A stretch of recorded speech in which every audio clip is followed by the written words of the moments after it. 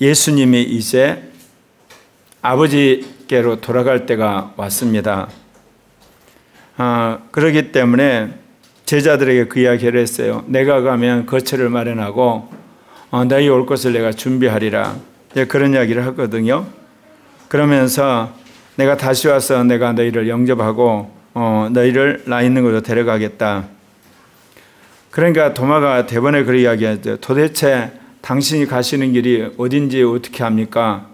그럴 때 주님이 이제 이야기를 나는 길이요 진리요 생명이니 나로 마음치하기는 아버지가 올 자가 없느니라. 예수님이 말씀하신 그 나라는 하늘나라죠. 그런데 그 하늘나라는 우리가 생각하기에 걸어서 가는 나라나 또는 우리가 무슨 기구를 타고 가는 나라가 아니라 하나님께서 영을 통해서 우리의 영혼을 데려갈 때만이 가는 길이거든요. 그러면 어떤 사람이 하늘나라를 가느냐?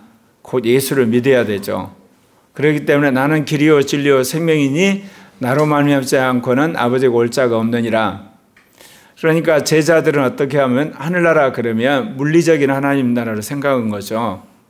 인간적으로 생각하는 하나님 나라. 우리가 이제 미국을 가려면 어때요? 비행기 타고 가잖아요. 배 타고 가고. 그런 것처럼 아버지 나라를 인간이 어떤 인간적인 수단이나 노력으로 갈 수 있는 나라로 생각을 하는 거죠. 그러나 예수님은 그 나라는 하늘의 나라고 그 하늘의 나라를 가는 방법은 예수를 믿어야만 예수가 길이요 생명이고 그리고 또한 진리이기 때문에 그분을 믿어야만 우리가 갈 수 있는 그런 나라잖아요. 네. 그러면서 뭐라고 이야기하냐면 너희가 나를 알았더라면 내 아버지도 알았으리로다. 이제부터 너희가 그를 알고 또 보았느니라. 아니 예수님이 계시는데 예수님을 알면 아버지를 안돼요. 여러분 어떠시나요? 예수님을 만난 것은 아버지를 만났고 예수를 믿으면 아버지를 믿었다. 지금 뭔 소리를 하시는 거예요? 이제 그러면서 제자들이 아버지를 보여주십시오 그래요. 제가 물어볼게요. 아버지를 볼 수 있나요 없나요? 예? 아버지를 볼 수 있나요 없나요? 영원토록 아버지를 볼 수 없어요. 아버지는 계시지만 아버지를 볼 수가 없어요. 그러면 아버지를 보여달라고 할 때 결국은 누구를 보여주신 거죠? 당신을 보여주신 겁니다.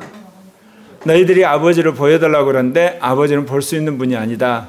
그 대신 내가 아버지의 형상으로 왔다. 그러면서 나를 본 자는 곧 누구를 봤다? 아버지를 본 거다. 여러분 이거를 잘 이해하셔야 돼요. 왜냐하면 예수님이 그 뒤에 알 수 없는 이야기를 하거든요. 내가 아버지 안에 있고 아버지는 내 안에 계신 것을 내가 믿느냐 이런 이야기 하시거든요. 보이지 않는 아버지예요. 우리가 대부분 내가 예를 들면 이 집 안에 있고 집은 내 안에 있다. 물리적으로는 이게 불가능해요. 왜냐하면 내가 집 안으로 들어가면 집 안에 내가 있는 거거든요. 내 안에 집이 있을 수가 없죠. 그러나 여러분 이거는 물리적인 어떤 그 대상을 생각하니까 그게 불가능한 거예요. 그런데 아버지는 영이시고 보이지 않아요. 내가 아버지 안에 있다는 이야기는 실은 아버지가 움직이는 이 우주 만물 가운데 한 존재로서 당신의 주권 안에 있다는 거거든요. 그런데 이 피조물인 내 안에 어때요? 아버지는 영으로 들어오실 수가 있어요. 그러니까 내가 아버지 안에 들어가고 또 아버지는 내 안에 들어오시는 거예요. 그런 것처럼 예수님께서 그 이야기한 거예요. 예수님이 인간으로 오셨지만 인간으로 오신 그 예수는 이 우주 만물을 다스리는 아버지 안에서 통치를 받는 거고 보이지 않는 아버지는 영으로 예수 안에 들어오신 거예요. 그러니까 우리는 하나님 아버지 그러면 우리가 지금까지 봤던 물질적인 개념의 아버지로 생각하게 되면 이 예수님이 말한 아버지의 개념하고 전혀 안 맞는 겁니다. 여러분 꼭 그거를 아셔야 돼요. 우리가 보고 우리가 만지고 우리와 교통하는 그분은 예수 그리스도세요. 아들이시지 아버지는 존재로서 그냥 계시는 것뿐이에요. 그러면 우리가 그러죠. 그럼 아버지는 어떻게 아느냐? 곧 아들을 볼 때 알 뿐만 아니라 성령이 아버지가 계심을 우리가 확증시켜 주신 거예요. 그 아버지가 계셔서 우주 만물을 만드셨고 그 만드신 그분이 우리 안에 이제 영으로 오셔서 우리의 선포하는 말을 통해서 우주 만물이 움직이는 걸 봐요. 아, 말씀으로 모든 걸 지으셨구나. 그걸 통해서 하나님은 말씀으로 지었다는 걸 알게 되고, 그리고 우리가 믿는 자에게 성령이 오셔서 하나님의 계심을 느끼게 하거든요. 그래서 이제 우리가 하나님 아버지는 계시는 걸 이렇게 고백하는 거지, 우리가 어떤 물체를 볼 때 어때요? 만져보고 가서 우리가 접촉해보고 그래가지고 있다 그러는 거거든요. 어떤 사람을 볼 때 우리가 어때요? 그 사람의 사진을 본다든지 그 사람이 어떤 행적을 보면서 있다 그러잖아요. 근데 아버지의 행적은 뭐죠? 아버지가 계신 행적은 뭐예요? 하나님이 움직이시구나. 뭐로 알아요? 아들을 통해서 알아요. 그 아들을 통해서 아는데, 그럼 어떻게 그 아들이 행하신 거 우리가 아냐? 성령이 우리 안에 오셔서 아들이라고 가르쳐 주시는 거예요. 그래서 아버지는 우리가 보거나 또는 듣거나 만져서 아시는 분이 아니라 아들을 통해서 알고 성령이 가르쳐 주시는 겁니다. 이거를 여러분 명확히 하셔야 돼요. 절대로 아버지는 형상이 없기 때문에 볼 수 없고요. 아버지는 말이 아니기 때문에 우리가 들을 수도 없고, 아버지는 이게 물체가 아니니까 우리가 한마디로 접촉할 수가 없어요. 그럼에도 불구하고 아버지는 명확하신 거예요. 왜? 하나님 아버지 그럴 때 말씀이 우리 안에 오셔서 하나님 아버지에 대한 경배를 하게 하고, 그리고 그분에 대한 우리가 아버지가 어떤 분이세요? 그럴 때 성령이 오셔서 그런 하나님의 살아계심을 우리에게 확증시키는 체험을 주시는 거예요. 그래서 우주 만물 가운데 계시는, 그리고 초월에 계신 아버지는 보이지 않고 그리고 만질 수 없고 들을 수 없는 분이지만 분명히 계시는 겁니다. 그래서 예수님이 내가 아버지 안에 있고 아버지가 내 안에 있다. 그렇다면요, 예수를 믿는 우리도 어때요? 우리가 누구 안에 있어요? 예수님 안에 있고 예수님도 우리 안에 계세요. 근데 왜 이게 중요하냐? 자, 우리가 예수님의 주권 안에 순종을 해서 말씀대로 삽시다 그럴 때는 어때요? 내가 예수님 안에 있어요. 철저하게 그 말씀에 순종해야 돼요. 그러면 그것만 끝나냐? 실은 성령 안에 누가 와 계세요? 예수님이 우리 안에 와 있어서 우리 안에서 말씀하세요. 그러면 이 두 가지 측면이 있는 거예요. 예수님 말씀에 이제 우리가 순종함으로 예수님 우리에게 명령한 계명을 우리가 지키는 거예요. 예수님 안에 있기 때문에. 그런데 또 하나, 내 안에 예수님이 있기 때문에 내가 예수를 닮는 사람으로 바뀌어져야 되래요. 두 가지를 우리가 항상 해야 되는 거예요. 이게 신앙생활에 있어서. 하나는 밖으로 드러나는 행위로서 또는 어떤 고백으로서 주님 안에 있기 때문에 우리는 그분의, 예를 들면 제자로서 그분을 믿는 자로서 순종을 하지만 그분이 또 우리 안에 계시거든요. 우리 안에 계셔서 명령을 하기 때문에 우리는 예수를 따라서 예수를 사는 자로서 우리 안에서 사람이 바뀌어야 돼요. 인격이 바뀌어야 되는 거예요. 그 두 가지가 여러분 삶 속에 일어나야 돼요. 예컨대 성령을 받았을 때도 그래요. 내가 성령의 능력을 받았다. 그랬을 때는 그 성령의 능력이 우리 안에 드러나서 방언을 한다든지 예언하는 권능을 행하는 밖으로 분명히 받은 증거가 나타나는데, 또 한편에서는 그분이 안에 들어가지고 우리 안에 있는 속사람을 다 바꿔버리시는 거예요. 그래서 우리가 삼위일체 하나님과의 관계는 항상 어때요? 내가 하나님 안에, 하나님이 내 안에, 내가 주님 안에, 주님이 내 안에, 그리고 성령이 나에게 임재하심고 내 안에 성령이 오심으로, 이런 안과 박의 개념이 항상 함께 가는 겁니다. 그런데 우리 신앙생활 하다 보면 주로 우리가 어디에 이제 치중하죠? 밖으로 드러난 거, 가시적인 거, 객관적인 그것만 생각하죠. 그런데 실은 우리의 영생이나 하나님 우리 기뻐하신 것은 우리 안에서 우리가 변화되는 거, 우리 속사람이 새로워지는 거, 사실은 이 두 가지가 함께 있어져야 되는 거예요. 그래서 여러분이 신앙생활 할 때 항상 이 두 개 사이에 어떻게 보면 균형이 있으셔야 돼요. 그러니까 우리가 흔히들 말하는 참 저 사람 착하고 신실하고 충성되고 정말 하나님을 정말 사랑한다, 그건 변화된 걸 이야기하잖아요. 근데 이제 또 하나 우리가 돼요. 저 사람 정말 능력 있고 저 사람 파워풀하고 정말 하나님이 함께하는 증거가 분명하다. 이거는 외적인 사역, 그 사람이 하는 권세, 그 다음에 능력을 말하는 거거든요. 이 두 가지가 우리 삶 속에 늘 있어야 돼요. 그래서 하나님을 이야기할 때도 내가 하나님 안에, 내 안에 하나님이, 내가 주님의 권세 아래, 주님이 내 안에, 그리고 성령의 임재 속에 내 안에 성령이. 그래서 항상 삼위일체 하나님은 우리가 삼위일체 하나님 안에 있고 삼위일체 하나님이 우리 안에 있고 그것이 계속 이어져 가는데 이 모든 것들을 우리가 알 수 있는 것은 실은 성령이 오심으로 우리가 깨닫게 되는 겁니다. 예수님이 이제 가심으로 우리 안에 누가 오시죠? 성령이 오시죠. 그러면 그 전에 성령은 어떠냐? 우리가 예수님 믿기 전에도 성령은 우주 만물 가운데 움직이고 계셨던 거예요. 그러나 그분이 우리 안에 들어와 가지고 우리 안에서 역사하실 수가 없었던 거예요. 그러니까 일방적으로 세상 사람은요, 삼위일체 하나님의 주권 밑에 있는 거예요. 그러지 그 삼위일체 하나님 우리 안에 들어오실 수가 없어요. 그러나 예수를 믿을 때 삼위일체 하나님 우리 안에 들어오시는 거예요. 그래서 우리 속 사람을 바꾸고 우리에게 생명을 주게 되고 그리고 우리에게 말씀을 하시는 거예요. 그러니까 여러분 신앙생활에 있어서 실은 안과 박이 있을 때 먼저는 뭐냐면 삼위일체 하나님이 우리 안에 들어온 것이 더 중요해요. 그래서 우리 속 사람이 바뀌는 게 더 중요해요. 그럴 뿐만 아니라 이제는 우리가 하나님 안에서 살아가는 삶에 밖으로 드러나는 어떤 능력이나 표시나 행위나 말, 그 다음이 이제 필요한 거죠. 그래서 우리가 신앙생활할 때 어느 하나에 치우치면 아니 되는 겁니다. 특별히 이제 예수님이 가시면서 뭐라고 이야기하죠? 내가 진실로 너에게 이르노니 나를 믿는 자는 내가 하는 일을 그도 할 것이요 또한 그보다 큰 일도 하리니 이는 내가 아버지께로 감이라. 어떻게 이게 가능하겠어요? 예수님 안에 있을 때 나는 예수님을 믿는 백성으로서 예수를 믿는 제자로서 예수님이 큰 일을 하고 내가 그 예수님의 일을 이어받을 뿐이에요. 근데 그 예수님이 어때요? 내 안에 들어와 버렸죠. 그렇기 때문에 내 안에 예수님이 들어있기 때문에 이제는 내가 예수님보다 더 큰 일을 할 수가 있어요. 그러니까 여러분이 이 땅에서 정말 쓰임받기를 원한다면 여러분 안에 누구를 모시고 살아야 돼요? 그리스도. 그리고 그분이 하시도록 여러분 자신을 완전히 십자가에 못 박으셔야 돼요. 그러면 엄청난 일이 벌어지는 거예요.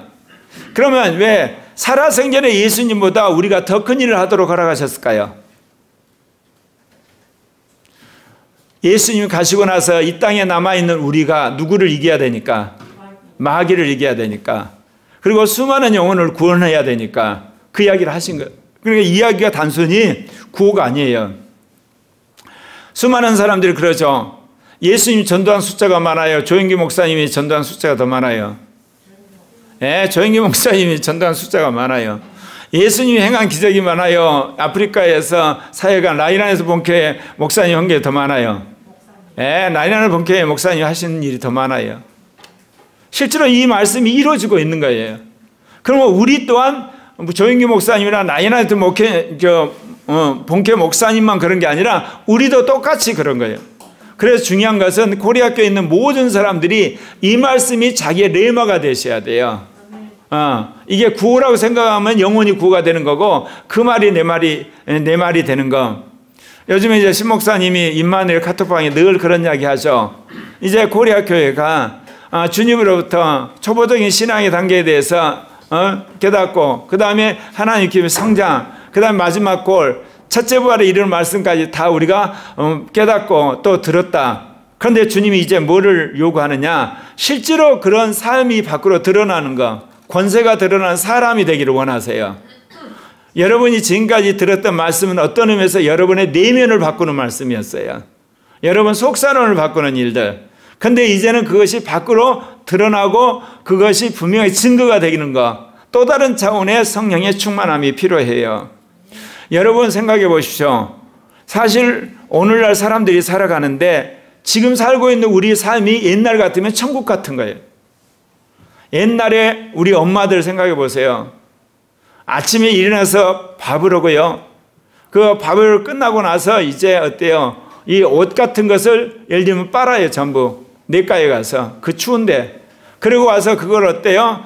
예를 들면 남편이 이게 그 두루마기 같은 거는 다 빨아서 예를 들면 그거 데리고 그러고 나서 또 점심을 해야 하니까 또 점심하고 그거 끝나고 나면 어때요? 이제 그 했던 그 빨래를 또 이렇게 그 뭐에 두들기고 그러다가 저녁 되면 지쳐서 자요. 오늘날 TV 볼 시간, 우리로 말하면 뭐 유튜브 볼 시간, 어디 쇼핑하는 거, 뭐 제주도 여행 가고, 뭐 하와이로 어디 가고, 그런 시간 전혀 없었어요. 또 그 정도는 괜찮아요. 심지어 어느 집안에 하인으로 산 사람, 가봐라 그러면 아침 일부터 일어나가지고 주인님 부르셨습니까? 그러면 썩 빠지게 일을 하는 거야. 그래서 밤이 이렇게 12시가 되도록 일하고, 그래도 그렇게 일 못했다고 심지어 두들겨 맞기도 하고. 그러니까 산다는 것이 사는 게 아니었던 시절이 있었다니까요. 근데 그런 시절에도 여러분이 아는 것처럼 예수 그리스도의 복음을 믿어서 수많은 사람들이 그야말로 형장에 이슬로 죽었고 맹수의 밥이 되고 핍박을 받고 그렇게 예수를 믿었던 시절이 있어요. 근데 오늘날 우리가 자유시간이 얼마나 많나요? 그때를 생각하면 우리 모두가 귀족 같은 생활을 하고 있는 거야. 그 당시 왕족 같은, 양반들 같은. 그런데 과연 우리가 이 모든 삶에 있어서 예수 그리스도 같은 파워가 나타나냐 안 나타나요? 그게 왜 그러냐? 우리가 우리의 자유를 위해서 우리의 시간과 돈과 우리의 어떤 취미생활에 우리 자신을 다 써버리는 거야. 정말 우리가 가지고 있는 시간들이 있잖아요. 우리의 돈들, 우리의 모든 것들을 주님만을 위해서 여러분이 완전히 드리게 되면 오늘 주님이 말한 것처럼 내가 한 일보다 너희들은 더 큰 일을 하게 된다, 그 이야기예요. 그러니까 여러분, 실은 우리가 하나님의 능력을 못 받아서 이렇게 엄청난 일을 못 한다기보다는 실은 우리가 주어진 수많은 시간과 그 다음에 하나님이 주신 모든 어떤 혜택들을 실은 나를 위해서 내가 써버리는 거예요. 정말 주를 위해서 쓰겠다는 삶의 가치관의 변화가 없어서 이렇게 된 거예요, 여러분.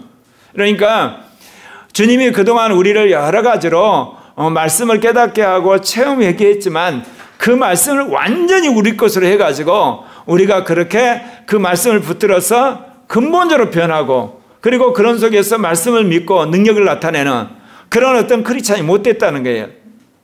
주님께서 우리에게 원하는 것은 기존에 있는 목사, 기존에 있는 장로, 집사, 그리고 기존에 있는 신자들이 아니에요. 예수님이 말한 것처럼 탁월한 크리스찬이 나타나기를 원하시는 거예요. 여러분 생각해 보세요. 수많은 사람들이 3만 불만 넘어가면 기독교가 쇠퇴한다고 그래요. 이런 교회 성경학자들이 조사를 해보거든요. 그랬을 때 복음이 들어가가지고 3만 불이 되기까지는 교회가 굉장히 부흥한다고 그래요. 근데 그것을 하게 되면 교회가 실제로 쇠퇴를 해요. 그게 지금까지 통계학적으로 맞는 사실이었어요. 그런데 과연 그럴까요? 왜 3만 불이 넘으면 이제 사람들이 흔히 예수 믿는 거나 교회나 왜 쇠퇴할까요? 하나님이 소득과 관계 있으실까요? 사실 지금까지 우리의 신앙은 종교적인 감정에 의지하는 기독교였어요. 가난하니까 예를 들면 의지할 데 없으니까 열심히 기도해서 신의의 사역이 일어나고, 위로받을 것이니까 열심히 성령 안에서 성령 체험한 것으로 살고, 무식하니까 하나님이 준 지혜로 살고 그랬어요. 그런데 하나님께서 이제 과학 문명을 통해서 지혜가 생기고, 자본이 문명으로서 물질이 생기고, 의학이 발달해서 건강하게 됐어요. 이제 예를 들면 그러게 되면 여러분 역설적으로 그 나머지 우리가 가질 수 있는 돈과 시간과 지식과 그 모든 것들을 누구를 위해서 사용한다면, 주님을 위해 사용한다면 우리가 더 파워풀하지 않을까요? 우리가 더 성령 충만하지 않을까요? 더 놀라운 일을 하지 않을까요? 그런데 우리가 자연적인 그런 위치 또는 육신적인 생각, 인간적인 생각 속에서 하나님을 섬겼기 때문에 내 만족이 채워진 거야. 그러니까 한마디로 아플 때 하나님 내가 정말 열심히 일할게요. 예를 들면 주님이 기적적인 방법으로 치유를 하든지 약을 통해서 치유가 됐어요. 그러면 여러분 어떠시나요? 그 나머지 시간은 내 것이야. 나를 위해 써버려, 그 시간을. 예를 들면 주님이 정말 나를 정말 취직을 하게 되고 직장생활을 하게 하면 내가 정말 주를 위해서 열심히 바칠게요. 그 다음부터 어때요? 수입이 뭐냐? 나의 엔조를 위한 한마디로 포켓이 되는 거예요. 이 가치관이 우리가 근본적으로 바꿔지기를 원하는 코리아교회.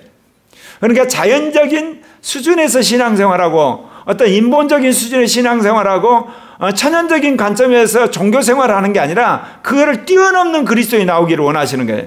그게 첫째 부활의 사람이야. 그게 신령한 사람이고 그것이 영적인 사람이고, 그런 목사와 장로, 집사, 평신도를 만드는 것이 하나님이 우리의 뜻이에요. 생각해 보십시다. 여러분 천국이 있죠? 여러분 천국 가고 싶죠? 그러면 여러분 가치관 속에서 뭐를 쓰레기처럼 생각해야 돼요? 세상을. 그러면 세상을 쓰레기처럼 생각한다는 이야기는 세상 일을 안 한다는 뜻이 아니라 세상 일을 하지만 이거는 무엇보다 값어치가 없다? 하늘나라보다 값어치가 없다. 그런데 우리는 실은 그렇지 않아요. 지금 우리가 살고 있는 세상이 천국같이 느껴지는 거야. 그러니까 이 땅의 것을 즐기니라고, 그리고 누리니라고, 그 속에 폭 빠져 있으니라고 천국을 잊어버린 거야. 그러니까 가난하고 힘들고 어렵고 그럴 때는 어디를 소망했다가? 천국을 소망했다가 이 땅이 부유하게 되고 살만하고 편안하게 되면 이 땅이 뭐처럼 되는 거야? 이 땅이 실은 천국이 되어버린 거야, 우리 안에. 그러니까 그렇게 사모했던 천국은 어디로 가고 지금 있는 천국을 즐기니라고 정신이 없는 거예요, 이게. 이게 문제라는 거야, 나는. 가난하고 어렵고 힘들었을 때 우리가 천국을 사모한다면 언제도, 부자가 됐을 때도, 그걸 살만할 때도, 돈이 있을 때도 천국을 사모해야 될 거 아니에요. 이게 신앙이에요. 이게 하나님이 기뻐하는 거예요. 이게 변함없이 천국을 사모해야 되는 거야. 변함없이 그거를 갈망해야 되고, 그리고 변함없이 그분에 충성하는 사람, 그런 사람을 주님이 우리에게 원하신다니까요. 근데 우리가 어때요? 이 땅을 천국처럼 만들어주니까 거기에 홀라 넘어가지고 이 썩어질 건데, 불타 없어질 건데, 심판받을 것인데 거기에 폭 빠져 있는 거야. 그리고 영원히 천국은 어디로 가버렸어, 우리 안에. 주님이 정말 원하는 건 뭐겠어요? 이 땅이 천국 같을지라도 정말 천국을 바라는 자, 그거를 이 시대 주님이 21세기 코리아 교회에서 보기를 원하시는 거예요. 그래서 여러분이 늘 여러분의 가치관을 바라봐야 돼요. 내가 정말 이 땅을 천국처럼 누리면서 내가 가야 할 영원한 본향을 잃어버리고 사는가? 아니면 아무리 내가 맛있는 음식을 먹고 내가 편하고 누가 이게 뭐라 하더라도 나는 정말 천국을 사모하는 자로 살고 있는가? 사실은 오늘 서울 학생인권조례 창립 발기인대를 했거든요. 어제 기론평 교수님한테서 전화가 왔어요. 고 목사님 상임 총무 하시지 않겠습니까? 근데 사실은 이 상임 총무를 하게 되면 지금 25개 구에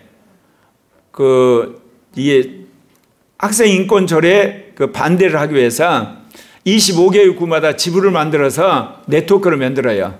이게 서울 시내에 있는 모든 교회를 이제 네트워크 하게 되고 거기마다 이제 대표가 있게 되고 그 대표들의 모든 연락과 그런 것들을 상임총무가 다 하는 거예요. 사실은 제가 이런 모임을 하려고 1년 전에 자유민주 목사회를 만들어서 정말 이게 전국적인 조직을 만들어야 되겠다. 그런데 여러분 서울 인구가 한 990만인가 돼요.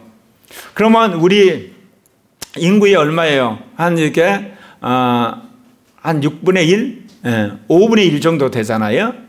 그러면 5분의 1 정도는 기독교 안에 이런 상임총무로 일하게 되면 서울시에서 가장 큰 교회에서부터 작은 자기까지 그야말로 큰 교단의 작은 교회 목사들과 다 교제를 하게 되면서 발이 넓어지게 되잖아요. 그러다 보면 내가 이제 반동성애 운동했다는 거 알려지고 내가 이게 성령 운동할 때 알려지게 되고 그 다음에 말씀을 전하는 줄 알게 되면 흔히들만 유명한 목사가 되고 설교도 하게 되고 사역이 확장이 돼요. 그런데 기도를 해도 주님이 이제 그야말로 국가적인 영향력을 끼치고 서울 시내에 영향을 끼칠 수 있는 자리가 상임총무인데 안에서 성령이 전혀 감동을 안 줘요. 그래서 신혜영 목사님뿐만 아니라 여러분들한테 다 물어봤어요. 물어봤는데 압도적으로 아니라는 거예요. 그건 뭐냐? 말하자면 이런 거예요. 제가 한면노예 동성애 대책위원회를 시작할 때 밑바닥에 시작을 해서 교단에 이제 사역을 해서 여기까지 올랐는데 이제 한 단계 점프할 수 있는 이 서울에 있는 상임총무, 그러니까 서울 학생인권조례 반대를 위한 기독교인 연합회에 있는 상임총무 위치까지 올라가잖아요. 여기서 여기까지. 근데 주님이 다시 내려가는 거야. 여기서 올라가게 되면 정말이야. 정말 이제 매스컴에 나오게 되고 사역하게 되고 영향력이 커지게 되고. 그런데 올리는 게 아니라 다 내려오고 다시 내려오라는 거야. 오늘 가서 모임을 하는데 딱 어느 순간 그 생각이 드는 거야. 야, 상임총무하게 되면 정말 이 서울 장안에 있는 모든 교회 목회자들과 사람들하고 네트워킹 하는데 끝내주는 자리구나. 그런데 그 다음에 내가 질문했어요. 그랬을 때 뭐가 남지? 남는 게 하나도 없는 거야. 명예. 그 다음에 돌아서며 사역하는 거. 그 다음에 열심히 사람들 네트워킹하고, 그리고 또한 차별금지법 막았다는 없죠. 그 다음에 그렇다면 지금까지 주님 나에게 주셨던 임마누엘, 이긴 자, 첫째 부활, 삼위적 계시, 영혼 몸의 성전, 그리고 주님이 말씀하신 전세대의 성령 운동하는 거, 이건 어떻게 하지? 그거는 뒷전으로 밀리는 거야. 뒷전으로. 그렇지. 내가 내려놓기를 너무 잘했다. 왜? 나는 비록 기회가 올라가서 어떤 명예나 알려지는 거나, 그래서 어떤 사람들이 알려짐으로 교회가 이게 나름대로 부흥할 수 있는 그런 건지도 있는데, 주님은 근본적으로 다시 내려오기를 원하세요. 뭐로? 너가 정말 성령 충만한 사람이 돼요. 너가 바울 같은 사람이 돼야 되지 않냐? 네가 좋아하는 모세처럼 돼야 되는 거 아니야? 오늘 예수님 말한 것처럼 내가 한 일보다 너가 더 큰 일 한다고 하는 그 일 해야 되지 않느냐? 왜 쉽게 살려고 하냐? 그 인간적으로 흔히들 말하면 인정받으려고 하냐? 근본적으로 다시 내려가서 밑바닥에서 다시 시작하라. 그래서 제가 순종하기로 작정을 했거든요. 사랑하는 형제 자매 여러분, 저는 비로다의 코리아 교회가 근본적으로 변할 걸 믿습니까? 네. 분명히 변합니다. 네, 제가 올라갈 길을 포기를 했거든요. 다시 내려가서 밑바닥부터 시작하기를 했어요. 왜? 사실 내 개인적으로 사역이 넓어지고 유명해지고, 그 다음에 여러 군데 가서 부흥회를 하고, 예를 들면 강의하고, 사실 4시는 충남 기독교 총연합회 가가지고 주민자치기본법에 대해서 가서 이게 강의하고 왔어요. 가고 정신없이 와가지고 피곤해서 한숨 자고 일어났는데, 이제 이런 것들이 알려지기 시작하거든요. 근데 불구하고 내 안에서 그게 하고 싶은 생각이 없어요. 여기까지다. 왜냐? 그 알려져서 수많은 사람들에게 하나님 굳었던 지식들, 그 다음에 체험들, 사상들, 신학들 풀어놓은 건 참 좋아요. 근데 뭐냐? 내가 오늘 주님이 내가 한 것보다 더 큰 일을 한다는 그 말씀은 아니잖아. 그 말씀은 아니잖아요. 왜냐? 거기 있는 모든 사람들에게 성령을 받게 하고, 정말 말씀의 변화로 삶을 변화시키고, 정말 천국을 위해서 헌신하는 사람을 만들 수 있는 능력이 나한테 없잖아. 근데 주님은 다시 너가 그걸 꿈꾼다면 이제 밑바닥부터 다시 시작해서 그런 사람이 되라고 명령을 하신 거예요. 제가 그거 갔다 오면서 이제 여기까지다. 다시 또 내려가야 되겠다. 그 마음을 주시는 거예요, 여러분. 왜냐하면 그렇게 해야만 이 시대에 수많은 목사님들을 실질적으로 변화시킬 수가 있고 도와줄 수가 있어. 귀만 좀 이게 즐겁게 하고 뭔가 진리만 좀 깨닫게 하는 그런 거 있죠. 그런 어떤 그 목회자를 주님 원하지 않으세요. 정말 성경에서 말하는 사도와 선지자 같은 사람이 되기를 원하고, 우리 교회가 초대교회처럼 기사와 이적과 표적과 능력과 권능이 나타나서 세계 수많은 사람들이 비행기 타고 오는 교회, 저 부산이나 제주도에서 정말 사람들이 배 타고 오는, 그냥 고속버스를 타고 오는 교회를 만들기를 원하셔요. 아멘? 그거를 여러분이 먼저 믿어야 돼요. 내가 믿어서 그런 사람이 될 뿐만 아니라 여러분이 믿어야만 한국 교회가 변해요. 그 위에는 길이 바꿀 필요가 없다니까요. 왜냐하면 이 세상이 지금 뭐가 되어버렸어요, 여러분? 천국이 되어버렸다니까. 얼마나 살기 좋아요, 여러분. 옛날은 지옥이야. 우리 엄마 아빠들이 살았던, 할머니 할아버지 살았던 시절은 지옥이었다니까. 지금은 천국이 되어버렸으니까 더 이상 어때요? 하늘 천국을 바랄 생각을 못해. 육신에 완전히 사로잡혀서, 우리 마음이 완전히 사로잡혀서. 그럼에도 불구하고 하늘에 있는 천국을 믿게 하려면 어떻게 했어요? 지금 누리고 있는 그 천국과는 비교할 수 없는 놀라운 천국의 임재를 그들에게 보여줘야 돼. 들려줘야 돼. 체험케 해야 돼. 그러려면 내가 먼저 그걸 해야 돼. 우리 교회가 먼저 그걸 해야 돼. 그래야만 인산인해를 이룬 거야. 아, 우리가 누리는 이 땅에서 21세기 인간으로 누릴 수 있는 이 천국, 썩어질 천국이 아닌 진짜 천국이 지금 여기 있구나. 그러면 사람들이 영혼이 갈급해서 온다 그 이야기예요. 아멘.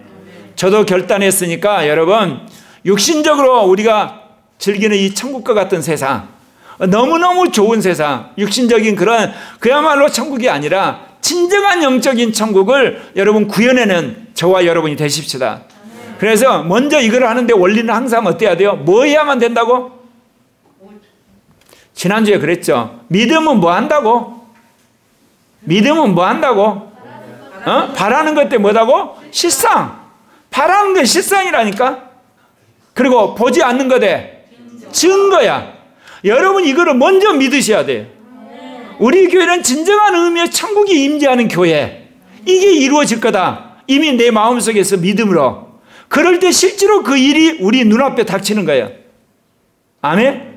그래서 제가 이를 위해서 그나마 나에게 주어졌던 명예, 제가 그래도 누릴 수 있는 그런 권세, 그래도 이게 괜찮아질 수 있는 자리를 포기했어요. 포기하고 밑바닥부터 가기로 했어요. 그래서 주님이 이를 귀히 여기셔서 저에게 기름을 부으시고 또 끝까지 그거를 믿고 따라오는 여러분에게도 그런 기름 부음이 있으리라 믿습니다. 저의 평생의 소원이 그래요. 우리 은혜나 우리 온유가 예를 들면 청소년쯤 됐을 때 유튜브로 정말 은사사역을 할 때 거기에 있는 그야말로 와서 구독하는 사람들이 10만 명, 20만 명 되는 것이 소원이야. 얘들뿐만 아니라 우리 청소년, 청년, 장년 다 할 것이. 그래야지 이 시대에 한국 교회가 살아나지. 다른 방법이 없어요, 여러분. 그런데 그 일이 이루어질 거라 믿습니까? 예, 우리가 믿으면 오늘 이야기했잖아, 주님이. 내가 한 일보다 더 큰 일을 한다는 얘기 했다니까. 그거를 믿어야 돼요, 여러분. 그래서 제가 그 일을 결단을 했으니까 여러분도 같이 결단하고 내가 믿으니까 여러분도 믿고 내가 그렇게 강구하니까 여러분도 강구하고 내가 성령 충만을 그렇게 받을 테니까 여러분도 성령 그런 충만을 받기 바랍니다. 기도하십시다.